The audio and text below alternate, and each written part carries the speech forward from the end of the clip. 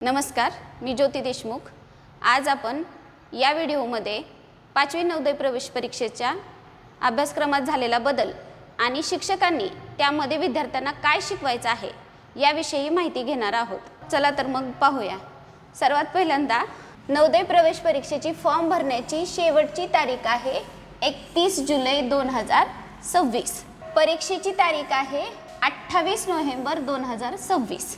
आता नवीन अभ्यासक्रमानुसार परीक्षेला पूर्वी 3 विषय होते, मानसिक क्षमता चाचणी, गणित आणि मराठी। पण नवीन अभ्यासक्रमानुसार आता 4 विषय असणार आहेत, मानसिक क्षमता चाचणी, गणित, परिसर अभ्यास आणि मराठी। आता या विषयांविषयी आपण पाहूया। नवीन अभ्यासक्रमानुसार परीक्षेचे विषय कोणकोणते आहेत ते पाहू आपण। पहिला विषय मानसिक क्षमता चाचणी, त्यामध्ये आपल्याला 20 प्रश्न विचारले जाणार आहेत आणि एकूण गुण असणार आहेत 25। त्यानंतर दुसरा विषय आहे परिसर अभ्यास, यामध्ये 20 प्रश्न विचारले जातील, गुण असतील 25।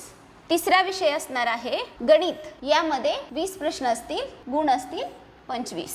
चौथा विषय आहे मराठी, यामध्ये प्रश्न असतील 20, गुण असतील 25। आता आपण परीक्षेच्या अभ्यासक्रमाविषयी माहिती घेऊया। सर्वात प्रथम मानसिक क्षमता चाचणी हा विषय, एकूण 20 प्रश्न आणि त्यासाठी गुण असतील 25। मानसिक क्षमता चाचणीमध्ये पूर्वीच्या अभ्यासक्रमामध्ये एकूण 10 चॅप्टर शिकवले जायचे, त्यामध्ये आता 10 चॅप्टरच्या ऐवजी 5च चॅप्टर समाविष्ट केलेले आहेत। तर यामध्ये कोणकोणते 5 चॅप्टर आहेत त्याविषयी आज आपण माहिती घेणार आहोत। सर्वात पहिला आकृती पूर्ण करा, प्रत्येक चॅप्टर वरती 4 प्रश्न असणार आहेत, गुण असणार आहेत 5। दुसरा असणार आहे मालिका पूर्ण करा, तिसरा असणार आहे भौमितिक रचना पूर्ण करा, चौथा आरशातील व पाण्यातील प्रतिमा आणि 5वा असणार आहे लपलेली आकृती शोधा। असे एकूण फक्त 5च चॅप्टर असतील। त्यानंतर पुढचा विषय आहे पर्यावरण, यामध्ये एकूण 20 प्रश्न असणार आहेत, 25 मार्कासाठी असतील। त्यापैकी 15 प्रश्न हे वस्तुनिष्ठ असतील, म्हणजे जसे अगोदरच्या मानसिक क्षमता चाचणीचे विचारले जातात प्रश्न आणि त्याखाली त्याचे 4 पर्याय तसे असणार आहेत। आणि त्यामध्ये एक हा उतारा असणार आहे, एक उतारा आणि त्यावरती परत पुढे 5 प्रश्न विचारले जातील। असे एकूण 20 प्रश्न असतील आणि यामध्ये समाविष्ट असलेला अभ्यासक्रम याप्रमाणे असेल। परिसर अभ्यास किंवा पर्यावरण मध्ये आपल्याला काय शिकवायचं आहे तर नैसर्गिक जग। आता यामध्ये समाविष्ट केलेले कोणकोणते चॅप्टर आहेत तर वाहतूक व दळणवळण, यामध्ये तुम्ही काय शिकवणार तर वाहतूक आणि दळणवळण मध्ये तुम्ही वाहतुकीचे प्रकार शिकवणार, वाहतुकीची साधनं शिकवणार। वाहतुकीचे प्रकार म्हणजे जसे की जलमार्ग, लोहमार्ग, वायुमार्ग, त्यामध्ये वापरली जाणारी साधनं। त्यानंतर नद्या, यामध्ये तुम्ही काय शिकवणार तर भारतातील प्रमुख नद्या, यामध्ये कोणत्या पूर्ववाहिनी नद्या, पश्चिम वाहिनी नद्या, त्यानंतर बंगालच्या उपसागराला मिळणाऱ्या नद्या। पर्वत, पर्वतामध्ये काय शिकवणार तर भारतामध्ये असणारे मुख्य पर्वत। झाडे, झाडे यामध्ये काय शिकवायचं तर वनस्पतींचे प्रकार, जसे की काटेरी वनस्पती, वनस्पतीच्या प्रकारामध्ये झुडपं, रोपं, झाडं, वृक्ष, त्यांचे प्रकार, शेवाळ, औषधी वनस्पती इत्यादी तुम्ही शिकवू शकता। आणि प्राणी, प्राण्यांमध्ये काय शिकवायचं तर जलचर प्राणी म्हणजे पाण्यात राहणारे, भूचर प्राणी, उभयचर प्राणी इत्यादी। नैसर्गिक आपत्ती, नैसर्गिक आपत्तीमध्ये आपल्याला काय शिकवायचंय तर वेगवेगळ्या नैसर्गिक आपत्ती जसे की भूकंप, पूर, सुनामी इत्यादी आणि त्याविषयी केलं जाणारं व्यवस्थापन। त्यानंतर घरांचे प्रकार व निवारा, भारतामध्ये प्रमुख घरांचे प्रकार वेगवेगळ्या प्रदेशानुसार वेगवेगळे घरांचे प्रकार असतात, तर त्यामध्ये हे घरांचे प्रकार आणि वेगवेगळे निवारा म्हणजे मनुष्य सुरुवातीपासून ते आतापर्यंत घरांचे बदललेले प्रकार, जसे की झोपडी, 2 मजली घरं, 3 छोटी घरं, मोठी घरं, वाडा, खेड्यातल्या घरांचे प्रकार, वेगवेगळ्या प्रदेशात असणारे घरांचे प्रकार, हे सगळं तुम्ही यामध्ये शिकवू शकता। त्यानंतर जलचक्र व पाणी, यामध्ये तुम्हाला शिकवायचे सर्वात महत्त्वाचं पाणी। पाण्यामध्ये म्हणजे पाण्याचे मुख्य स्रोत शिकवायचे आहेत, त्यामध्ये जलचक्र, जलचक्र म्हणजे पाऊस कसा पडतो हे शिकवायचंय, पावसाचं चक्र, पाण्याचं चक्र कसं चालतं ते सांगायचंय आणि पाण्याचे सर्व स्रोत सांगायचे आहेत। आता पुढे पाहू आपण। दुसरा चॅप्टर असणार आहे मानवी शरीर.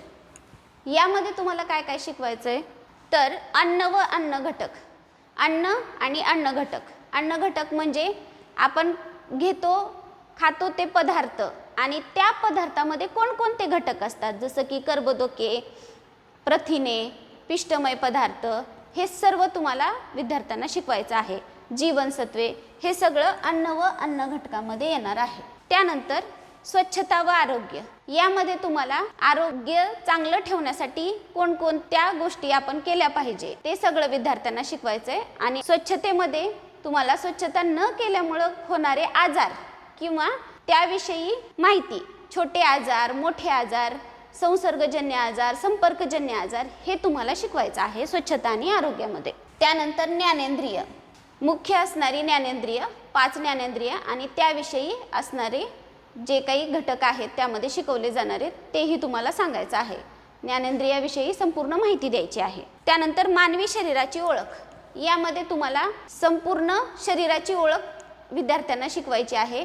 माणसाचे आंतरिंद्रिय, बाह्येंद्रिय म्हणजे काय, आंतरिंद्रिय म्हणजे काय. त्यानंतर आंतरिंद्रियांमध्ये तुम्हाला पचन संस्था, श्वसन संस्था आणि रक्ताभिसरण संस्था, ह्या तिन्ही संस्था व्यवस्थित समजावून सांगायच्या आहेत. त्यानंतर तिसरा चॅप्टर असणार आहे दैनंदिन जीवनातील विज्ञान. यामध्ये तुम्हाला काय शिकवायचं आहे, अन्न टिकवण्याच्या पद्धती. अन्न टिकवण्याच्या पद्धती म्हणजे आपण वेगवेगळ्या पद्धती वापरतो, जसं वाळवणे, त्यानंतर कीटकनाशक वापरतो किंवा काही आपण अन्न टिकवण्यासाठी लोणची बनवणे किंवा पापड्या, कुरड्या वगैरे जी वर्षभर टिकवण्याच्या पद्धती असतात, त्यामध्ये आधुनिक पद्धती आणि पूर्वापार चालत आलेल्या पद्धती, हे सगळं तुम्हाला या अन्न टिकवण्याच्या पद्धतीमध्ये सांगायचं आहे. त्यानंतर पुढचं असणार आहे जल व वायू प्रदूषण. जल प्रदूषण आणि वायू प्रदूषण. यामध्ये तुम्हाला जल प्रदूषण होण्याची कारणं आणि त्यावरचे उपाय, तसंच वायू प्रदूषणाची कारणं आणि त्यावरचे उपाय, हे शिकवायचं आहे. नंतर पाणी व जमीन संवर्धन.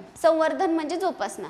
पाणी आणि जमिनीचं संवर्धन आपण कसं करू शकतो त्याविषयी असणाऱ्या वेगवेगळ्या उपाययोजना, हे तुम्हाला या चॅप्टरमध्ये शिकवायचं आहे. पुढे चौथा चॅप्टर आहे सामाजिक परिसर. यामध्ये तुम्हाला भारतातील वैशिष्ट्य म्हणजे भारतामध्ये असणारे प्रमुख सण, भारतातील त्यांच्या राज्य राजधान्या किंवा राष्ट्रीय प्रतीके, भारतातील मुख्य राष्ट्रीय प्रतीके, हे सांगायचं आहे. त्यानंतर ऋतू, भारतात असणारी मुख्य ऋतू, वने, प्रमुख वने, अभयारण्ये, पिकं, भारतात वेगवेगळ्या भागात घेतली जाणारी प्रमुख पिकं. त्यानंतर कपडे, भारताच्या वेगवेगळ्या भागामध्ये म्हणजे वेगवेगळ्या राज्यांमध्ये घातले जाणारे कपडे आणि त्यासाठी वापरले जाणारे धागे म्हणजे कोणकोणत्या धाग्यांचे प्रकार सांगायचे आहेत. सुती धागा, रेशीम धागा, पॉलिस्टर, नायलॉन वगैरे हे धाग्यांचे प्रकार यामध्ये मुलांना शिकवायचं आहे. ठीक आहे. आता परिसर अभ्यास हा विषय, या विषयामध्ये काय काय शिकवायचं हे आपण पाहिलेलं आहे. आता गणित, यामध्ये या गणिताच्या सिलेबसमध्ये एकूण 20 प्रश्न असणार आहेत, 25 मार्कासाठी असतील. गणिताच्या अभ्यासक्रमात बदल नाही. त्याचा अभ्यासक्रम जो पूर्वी मागच्या 2 वर्षापासून चालत आलेला आहे तोच आहे.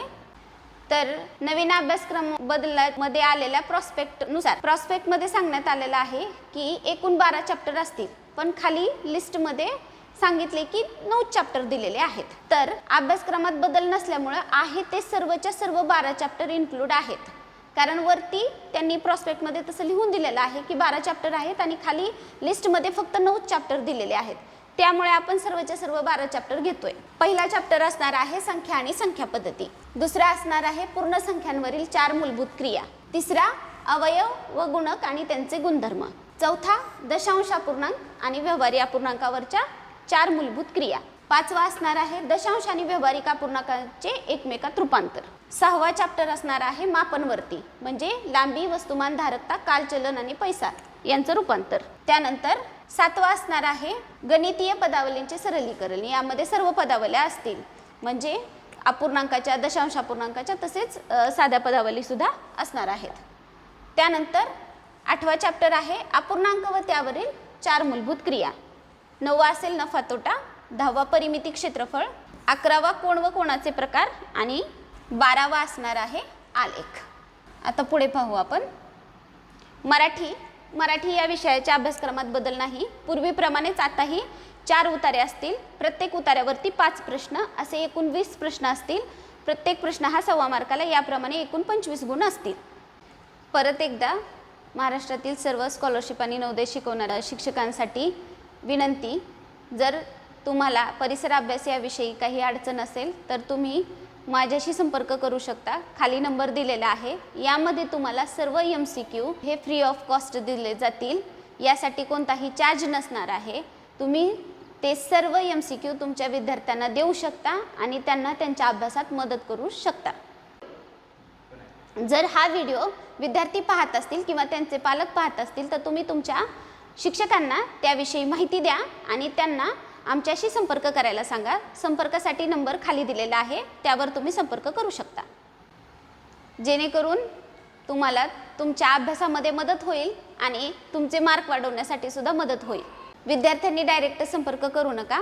तुम्ही शिक्षकांशी संपर्क साधा आणि शिक्षकांना आमच्याशी संपर्क साधण्यासाठी सांगा, जेणेकरून आम्ही शिक्षकांपर्यंत पोहोचू, म्हणजे शिक्षक सर्व विद्यार्थ्यांना सांगतील. जर तुम्ही विद्यार्थी असाल तर तो व्हिडिओ अनेक तुमच्या शिक्षकांपर्यंत शेअर करा. नमस्कार.